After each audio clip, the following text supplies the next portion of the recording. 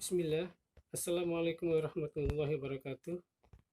Alhamdulillahi wassalatu wassalamu ala asrofil anbiya'i wal mursalin wa ala alihi washabihi ajma'in. Amma ba'd. Anak-anakku yang Ustadz sayangi dan Ustadz cintai, bersama dengan Ustadz Muhammad Rahim. Di sini Ustadz akan membahas pelajaran akidah akhlak di kelas 8 ini dengan bab yang kedua, yaitu tentang Al-Quran. Untuk itu marilah kita simak baik-baik dan kita pelajarin secara mendetail.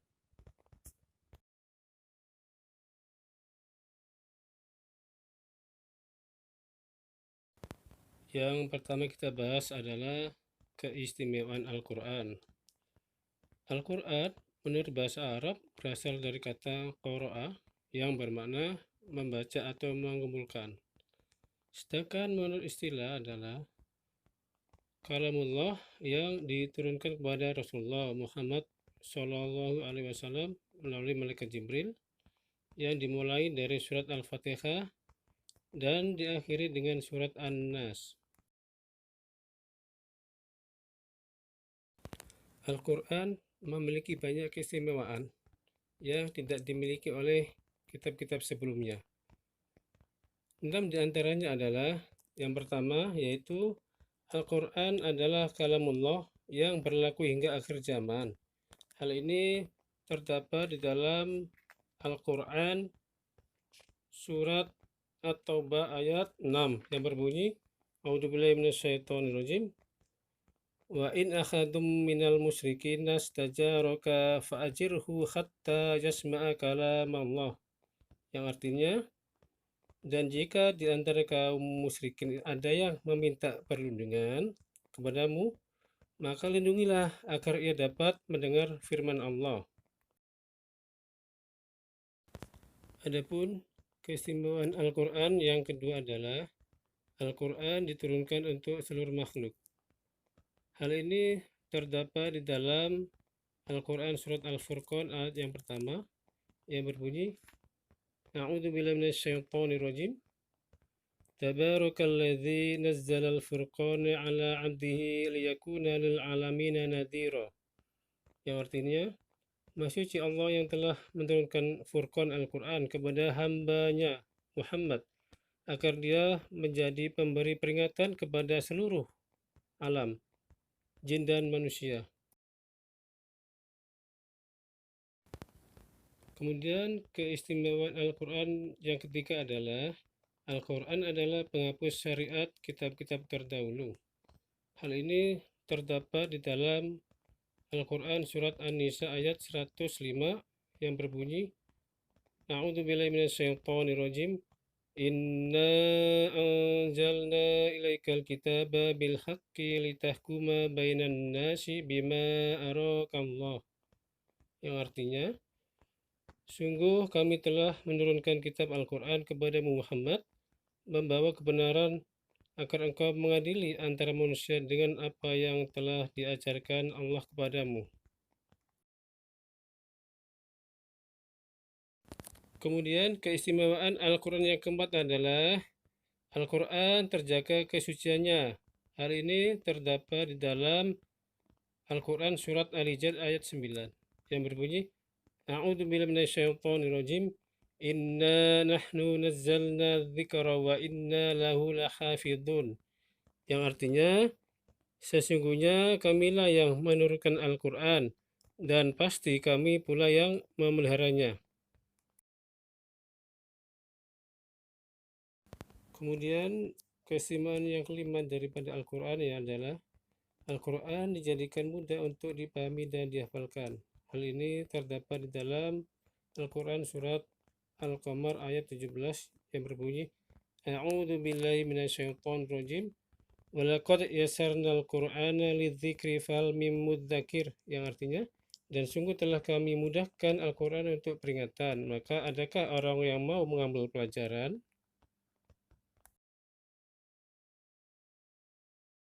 Kemudian keistimewaan Al-Quran yang keenam adalah Al-Quran adalah kitab yang sempurna. Hal ini terdapat di dalam Quran surat An-Nahl ayat 89 yang berbunyi, A'udzu billahi minasyaitonir rajim. Wa nazzalna 'alaikal kitaba tibyanan likulli syai'in wa hudan wa rahmatan wa busyra lil muslimin. Yang artinya, dan kami turunkan kitab Al-Quran kepadamu untuk menjelaskan segala sesuatu sebagai petunjuk serta rahmat dan kabar gembira bagi orang yang berserah diri.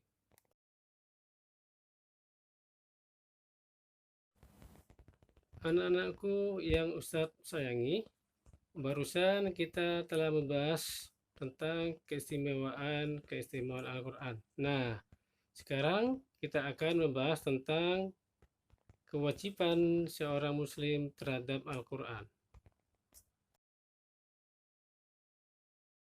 Nah, kewajiban seorang muslim terhadap Al-Quran yang pertama adalah mencintai, mengagungkan, dan menghormati kedudukan Al-Quran.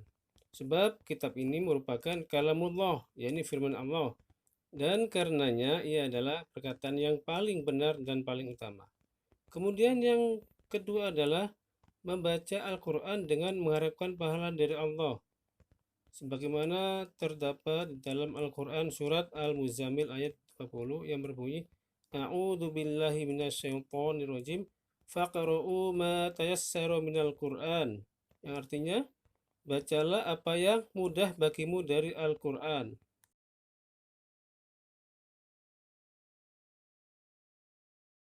Kemudian kewajiban seorang muslim terhadap Al-Quran yang ketiga adalah mempelajari Al-Quran dan kandungannya, yaitu mempelajari ayat-ayat Al-Quran, surat-suratnya, pelajaran yang terkandung di dalamnya, serta berita-berita dan kisah-kisahnya, sebagaimana terdapat di dalam Quran surat Muhammad ayat 24 yang berbunyi, A'udzu billahi minasyaitonir rajim, afala yatadabbaruna al-Qur'ana am ala qulubin aqfaluha, yang artinya, tidakkah